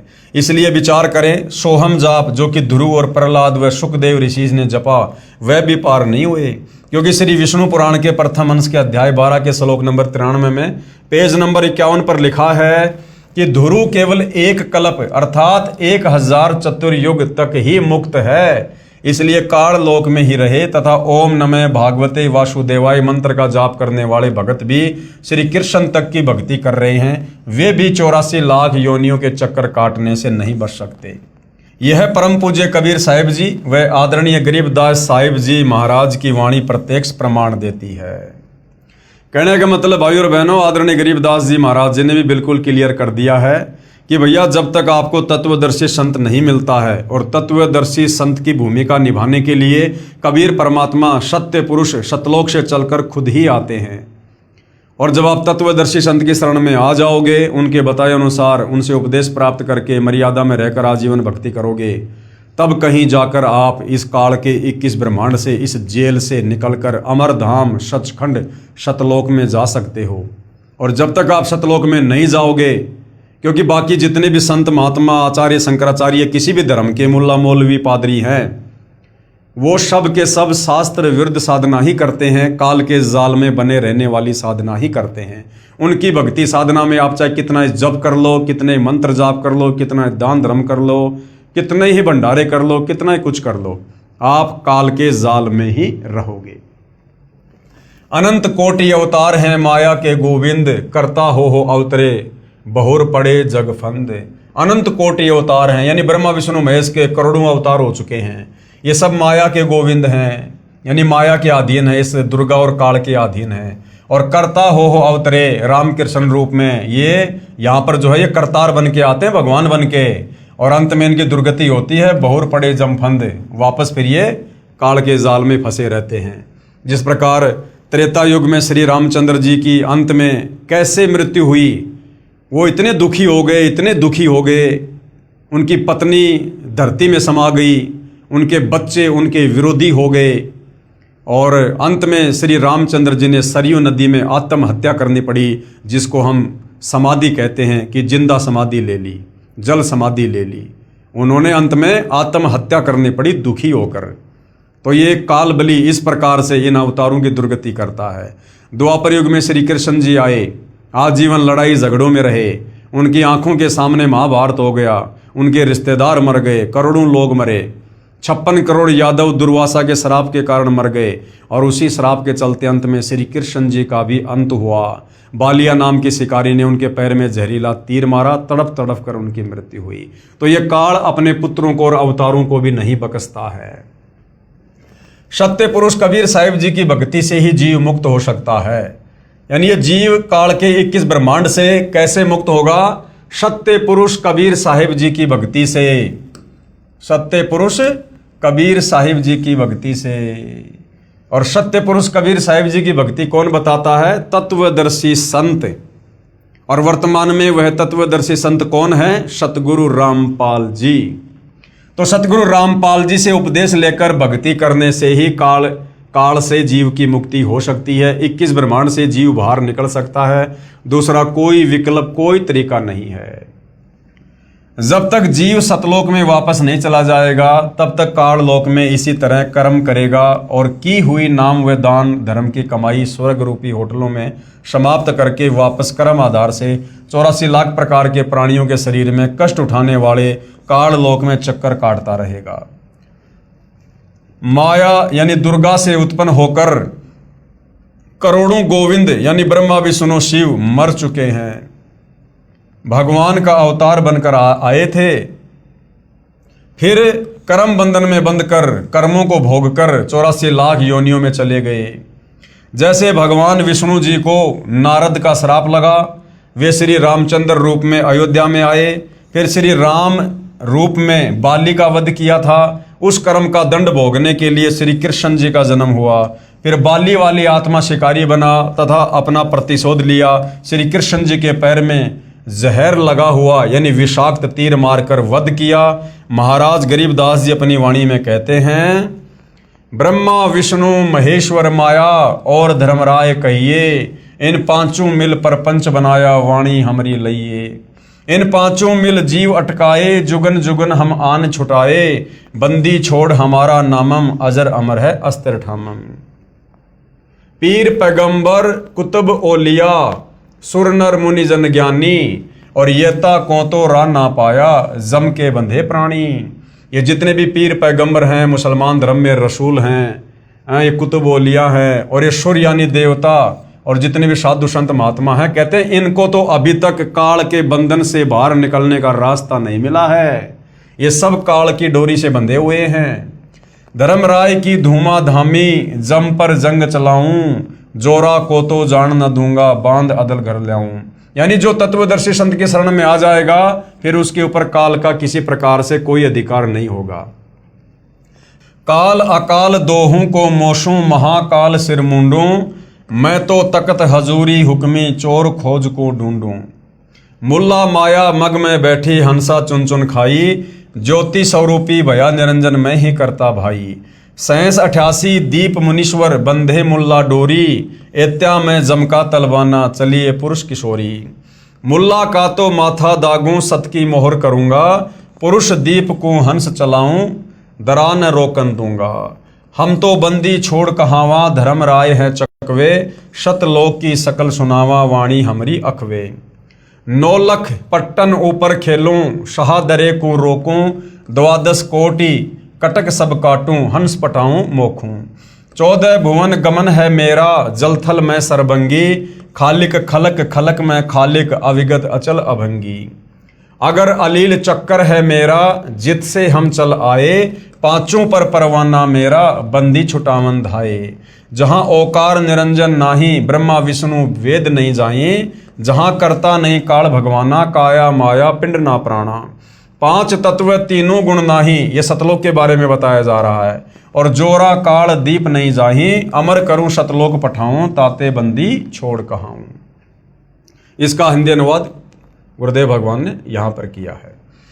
कबीर परमेश्वर यानी कबीर देव की महिमा बताते हुए आदरणीय गरीबदास साहिब जी कह रहे हैं कि हमारे प्रभु कबीर देव बंदी छोड़ हैं। बंदी छोड़ का भावार्थ है काल की कारागार से यानी जेल से छुटवाने वाला। काल ब्रह्म के 21 ब्रह्मांडों में सभी प्राणी पापों के कारण काल के बंदी हैं। पूर्ण परमात्मा यानी कबीर देव कबीर साहिब पाप का विनाश कर देते हैं। पापों का विनाश न ब्रह्म कर सकता, न परब्रह्म कर सकता, ना ही ब्रह्मा विष्णु महेश कर सकते। केवल जैसा कर्म है उसका वैसा ही फल देते हैं। इसलिए यजुर्वेद अध्याय 5 के मंत्र 32 में लिखा है कबीर अंगारी असी, यानी कबीर परमात्मा ही पापों का नाश करता है। कबीर यानी कबीर देव कबीर परमेश्वर। अग अरी यानी पापों का शत्रु है। बम्भारी असी, बम्भारी यानी बंधनों का, अरी यानी शत्रु अर्थात बंधनों का शत्रु यानी बंदी छोड़ है। इन पांचों यानी ब्रह्मा विष्णु शिव और माया और धर्मराय से ऊपर सत्य पुरुष परमात्मा कबीर देव हैं जो शतलोक का मालिक है। से सर्व परब्रह्म ब्रह्म तथा ब्रह्मा विष्णु महेश व आदि माया नाशवान परमात्मा है। केवल कबीर परमात्मा जो शतलोक का मालिक है वही अविनाशी है। वो कभी काल में नहीं आता, कभी भी उनकी मृत्यु नहीं होती है, उनका जन्म नहीं होता है, वे स्वयंभू हैं। बाकी चाहे ब्रह्म यानी काल हो, चाहे परब्रह्म अक्षर पुरुष हो, चाहे ये ब्रह्मा विष्णु महेश हो, चाहे दुर्गा हो, इन सब का जन्म और मरण जो है लगातार जारी है। ये सब नाशवान है। महाप्रलय में ये सब तथा इनके लोक समाप्त हो जाएंगे। आम जीव से कई हजार गुना ज्यादा लंबी इनकी उम्र है, परंतु जो समय निर्धारित है वह एक दिन पूरा अवश्य होगा। इसी विषय में आदरणीय गरीबदास जी महाराज ने कहा है शिव ब्रह्मा का राज इंद्र गिनती कहाँ, चार मुक्ति बैकुंठ समझ एता लहा। शंख जुगन की जूनी उम्र बढ़धारिया, जा जननी कुर्बान सुकागज पारिया। येती उम्र बुलंद मरेगा अंतरे, सत्य सतगुरु लगे न कान न भेटे संतरे। क्या अनुवाद किया गुरुदेव ने? चाहे शंख युग की लंबी उम्र भी क्यों ना हो वह एक दिन समाप्त जरूर होगी।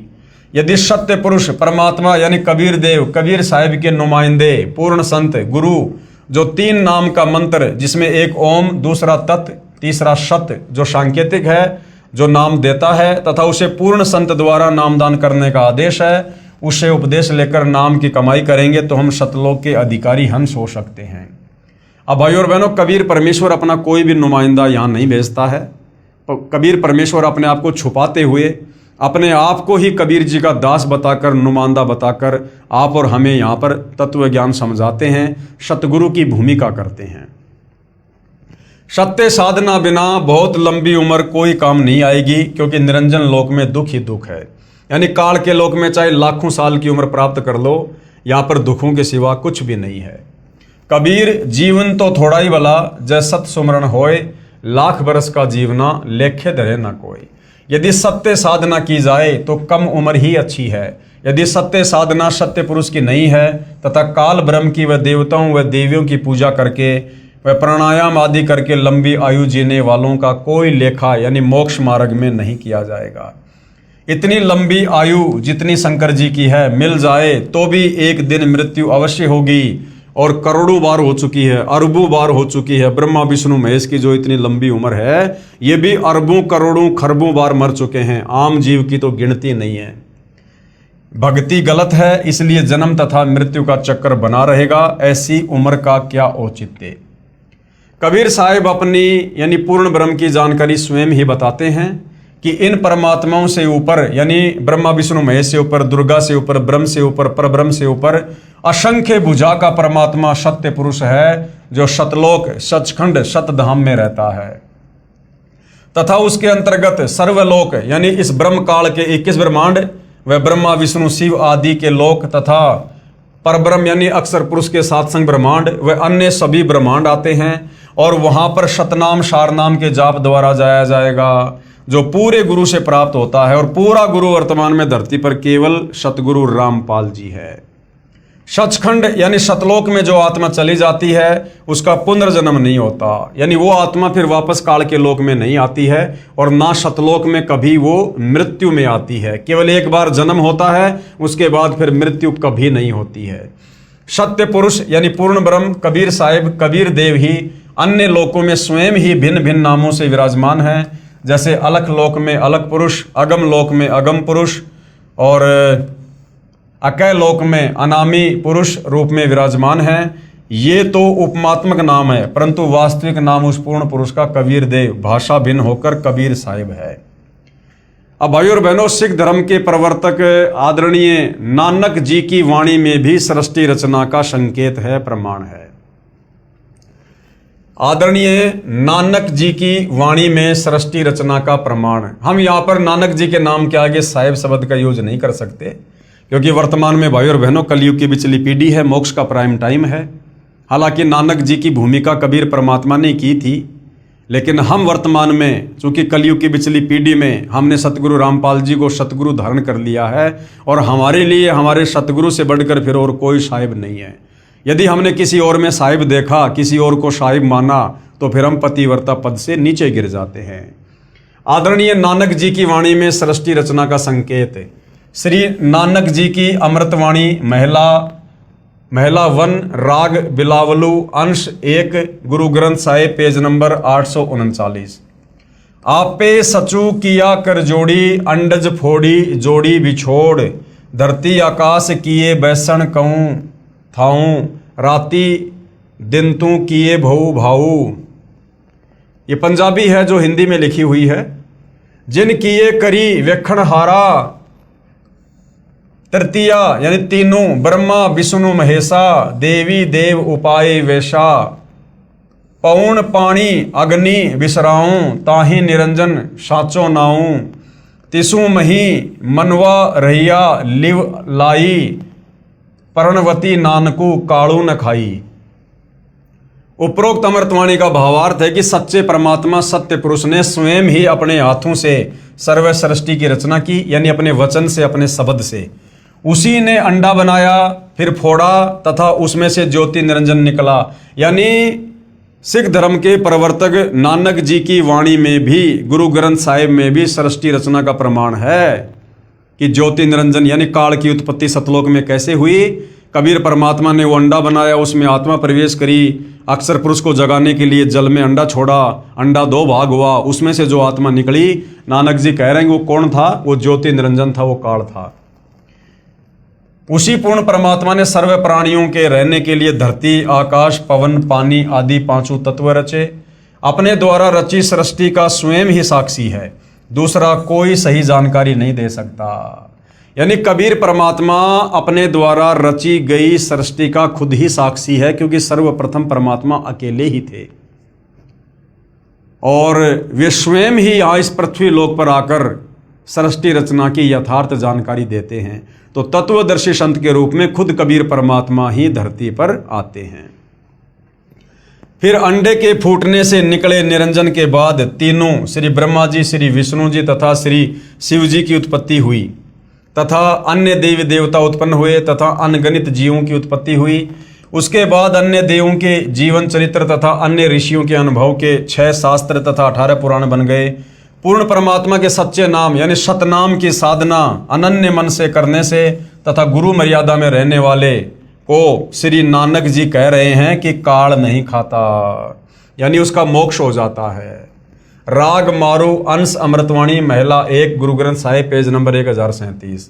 सुनहु ब्रह्मा विष्णु महेशु उपाये, सुने वर्ते जुग सपाए, ईशु पद विचारे सो जनपुरा, तिस मिलिए भरमु चुकाईदा, शाम वेदु ऋगु जुजरु अर्थर बणु, ब्रह्म में मुख माया है त्रैगुण, ताकि कीमत कहीं न सके, को त्यों बोले ज्यों बुलाईदा। क्या अनुवाद किया है गुरुदेव ने? उपरोक्त अमृतवाणी का सारांश है कि जो संत पूर्ण सृष्टि रचना सुना देगा तथा बताएगा कि अंडे के 2 भाग होकर कौन निकला, जिसने फिर ब्रह्मलोक की सुन में अर्थात गुप्त स्थान पर ब्रह्मा विष्णु शिव जी की उत्पत्ति की, तथा वह परमात्मा कौन है जिसने ब्रह्म यानी काल के मुख से 4 वेदों पवित्र ऋग्वेद, यजुर्वेद, सामवेद, अर्थर्वेद को उच्चारण करवाया, वह पूर्ण परमात्मा जैसा चाहे वैसा ही प्रत्येक प्राणी से बुलवाता है। इस सर्व ज्ञान को पूर्ण बताने वाला संत मिल जाए तो उसके पास जाइए, तथा जो सभी शंकाओं का पूर्ण निवारण करता है वही पूर्ण संत अर्थात तत्वदर्शी है, जो वर्तमान में सतगुरु रामपाल जी हैं। आप अपनी किसी भी प्रकार की शंका का, जो भी आपको आध्यात्मिक शंका है, आप निसंकोच अपनी शंका का समाधान उनके सत्संग सुनकर, उनके द्वारा लिखी गई पुस्तकें पढ़ के कर सकते हैं। श्री गुरु ग्रंथ साहिब पेज नंबर 929 अमृतवाणी श्री नानक जी की, राग रामकली महला 1, दखनी ओंकार।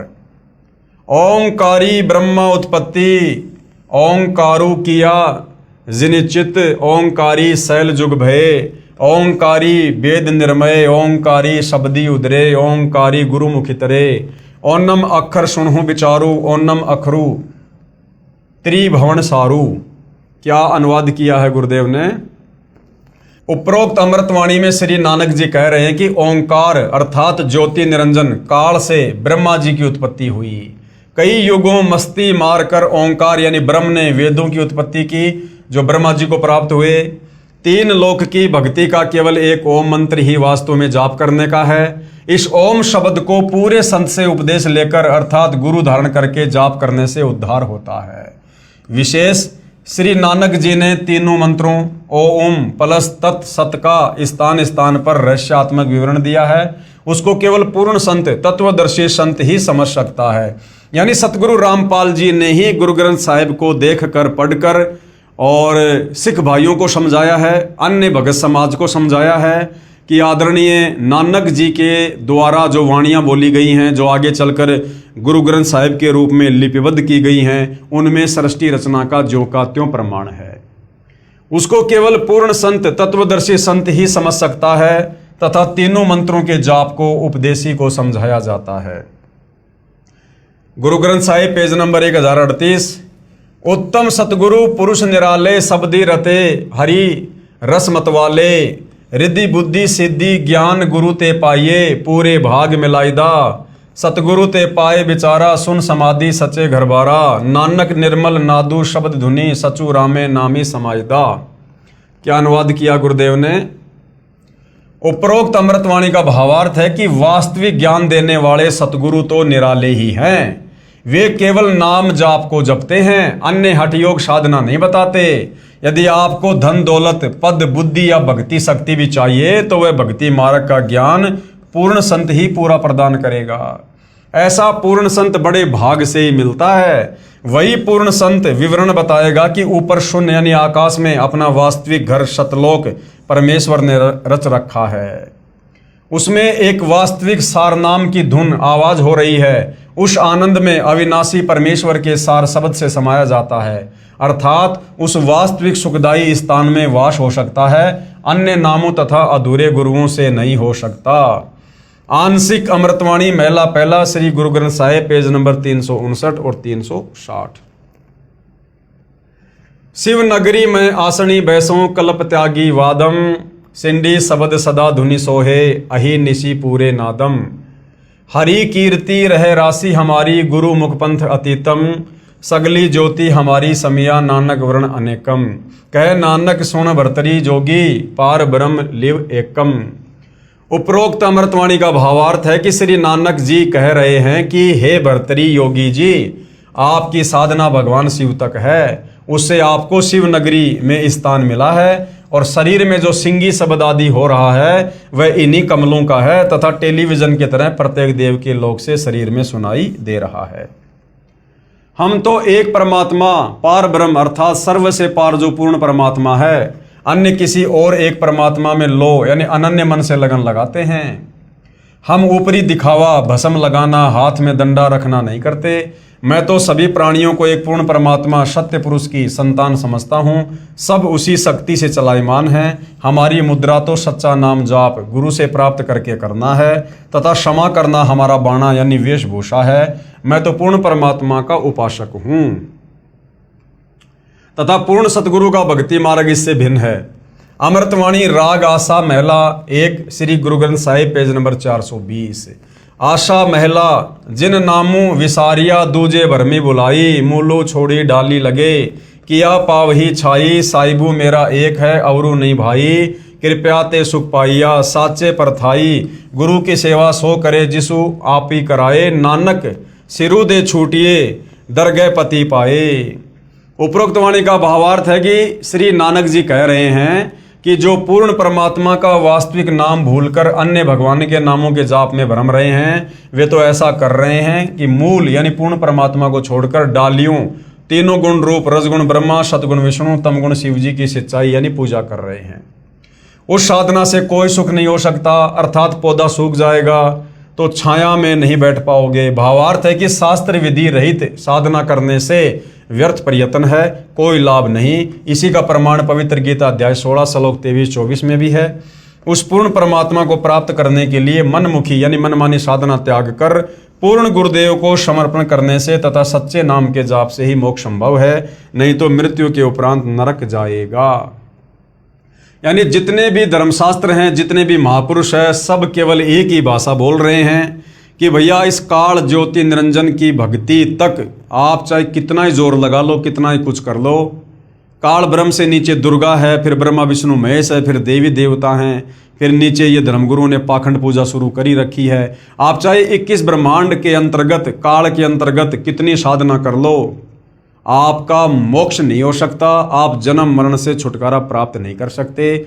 उसके लिए भैया कबीर परमात्मा समय समय पर खुद ही धरती पर तत्वदर्शी संत बनकर आते हैं, सच्चे सतगुरु बनकर आते हैं। उनसे उपदेश लेकर आजीवन मर्यादा में रहकर भक्ति करने से ही आप सतलोक जा सकते हो।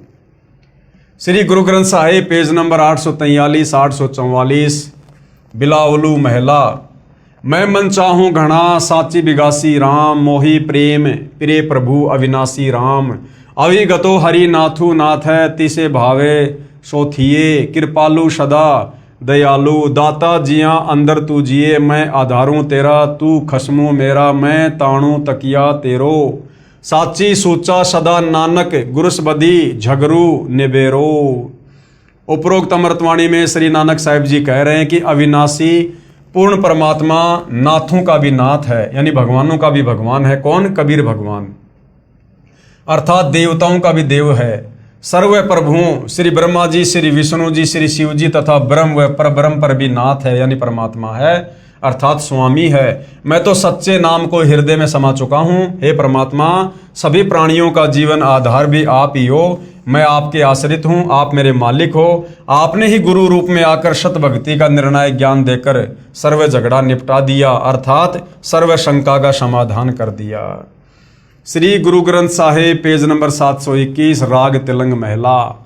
एक अरज गुप्तम पेश तो दर कौन करतार, हक्का कबीर करीम तू बे परवरदिगार।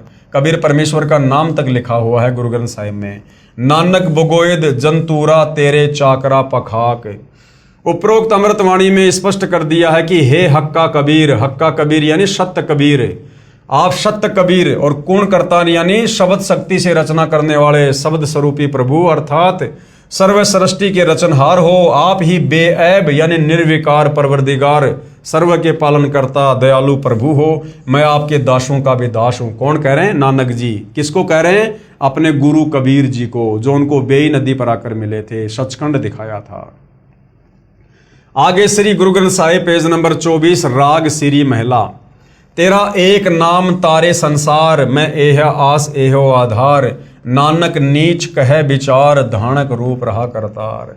उपरोक्त अमृतवाणी में प्रमाण किया है कि जो काशी में धानक यानी जुलाहा है, यही करतार है, कुल का सृजनहार है। अति आधीन होकर श्री नानक साहिब जी कह रहे हैं कि मैं सत्य कह रहा हूं कि यह धानक अर्थात कबीर जुलाहा ही पूर्ण ब्रह्म सत्य पुरुष है। विशेष उपरोक्त परमाणु के सांकेतिक ज्ञान से प्रमाणित हुआ। सृष्टि रचना कैसे हुई? पूर्ण परमात्मा की प्राप्ति करनी चाहिए, जो पूर्ण संत से नाम लेकर ही संभव है। उसके बाद भाई और बहनों, अन्य संतों द्वारा सृष्टि रचना की दंत कथा, यानी तत्वदर्शी संत के अलावा सृष्टि रचना के विषय में सही सही जानकारी अन्य कोई भी धर्मगुरु नहीं दे सकता, चाहे उसकी कितनी महिमा हो, चाहे कितने करोड़ों में उसके फॉलोवर हों। तो बाकी जो ये निरंकारी पंथ है, धन धन सतगुरु पंथ है, इन पंथों के गुरुओं ने भी सृष्टि रचना के विषय में बताया है, परंतु आधी अधूरी जानकारी, दंत कथा। अन्य संतों द्वारा जो सृष्टि रचना का ज्ञान बताया है वह कैसा है? सृष्टि रचना के विषय में राधा स्वामी पंथ के संतों के व धन धन सतगुरु पंथ के संत के विचार। पवित्र पुस्तक जीवन चरित्र परम संत बाबा जयमल सिंह जी महाराज, पेज नंबर 102-103 से सृष्टि की रचना, सावन कृपाल पब्लिकेशन, दिल्ली। पहले सतगुरु यानी पहले सतपुरुष निराकार था, फिर आकार में आया तो ऊपर के 3 निर्मल मंडल सतलोक, अलखलोक, अगमलोक बन गया तथा प्रकाश तथा मंडलों का नाद बन गया। आदि अधूरी सी जानकारी है, गोल मटोल बात। पवित्र पुस्तक सार वचन, प्रकाशक हैं राधा स्वामी सत्संग सभा, दयाल बाग, आगरा। सृष्टि की रचना, पेज नंबर 8। प्रथम धुंधुकार था, उसमें पुरुष शून्य समाधि में थे जब कुछ रचना नहीं हुई थी। फिर जब मौज हुई तब शब्द प्रकट हुआ और उससे सब रचना हुई। पहले सतलोक और फिर सत्य पुरुष की कला से 3 लोक और सब विस्तार हुआ। यह ज्ञान तो ऐसा है जैसे एक समय कोई बच्चा नौकरी लगने के लिए साक्षात्कार यानी इंटरव्यू के लिए गया। गुरुदेव कह रहे हैं कि इन्हें अन्य संतों के द्वारा जो जोड़ तोड़ करके आदि अधूरी सृष्टि रचना बताई गई है अपने भक्तों को, ये सृष्टि रचना तो ऐसे है, इसको समझने के लिए परमात्मा एक छोटा सा चुटकुला सुना रहे हैं। ये ज्ञान तो ऐसा है जैसे एक समय कोई बच्चा नौकरी लगने के लिए साक्षात्कार यानी इंटरव्यू के लिए गया। अधिकारी ने पूछा कि आपने महाभारत पढ़ा है? लड़के ने उत्तर दिया कि उंगलियों पर रट रखा है। अधिकारी ने प्रश्न किया कि 5 पांडवों के नाम बताओ। लड़के ने उत्तर दिया, एक भीम था, एक उसका बड़ा भाई था, एक उससे छोटा था, एक और था तथा एक का नाम मैं भूल गया। उपरोक्त सृष्टि रचना का ज्ञान तो ऐसा जानो। सत्य पुरुष व सतलोक की महिमा बताने वाले वे 5 नाम ओंकार, ज्योति निरंजन, ररंकार, सोहम, सतनाम देने वाले व 3 नाम अकाल मूर्ति, सत्य पुरुष, शब्द स्वरूपी राम देने वाले संतों द्वारा रची पुस्तकों से कुछ निष्कर्ष। यानी राधा स्वामी और धन धन सतगुरु पंथ में इस प्रकार के नाम दिए जाते हैं। तो इनके गुरुओं के द्वारा सृष्टि रचना के विषय में क्या बताया गया है? संत मत प्रकाश भाग 3 पेज नंबर 76 पर लिखा है कि सचखंड या सतनाम चौथा लोक है। सतनाम जो कि जपने का मंत्र है उसको लोक बता रहे हैं, उसको जगह बता रहे हैं। यहां पर सतनाम को स्थान कहा है। फिर इस पवित्र पुस्तक के पेज नंबर 79 पर लिखा है कि एक राम दशरथ का बेटा, दूसरा राम मन, तीसरा राम ब्रह्म, चौथा राम सतनाम। यहां पर राम बता दिया सतनाम को। कभी तो सतनाम को जगह बता रहे हैं, कभी सतनाम को राम बता रहे हैं। ये असली राम है। फिर पवित्र पुस्तक संत मत प्रकाश पहला भाग पेज नंबर 17 पर लिखा है कि वह सतलोक है, उसी को सतनाम कहा है। पवित्र पुस्तक सार वचन नसर यानी वार्तिक पेज नंबर 3 पर लिखा है कि अब समझना चाहिए कि राधा स्वामी पंथ सबसे ऊंचा मुकाम है यानी जगह है कि जिसको संतों ने सतलोक और सचखंड और सार शब्द और सत शब्द और सतनाम और सत्य पुरुष करके बयान किया है। यानी सतनाम जाप करने का मंत्र है या कोई जगह है या परमात्मा का नाम है, ये भी इन संतों को नहीं पता है। पवित्र पुस्तक सार वचन नसर आगरा से प्रकाशित पेज नंबर 4 पर भी उपरोक्त ज्यों का त्यों वर्णन है।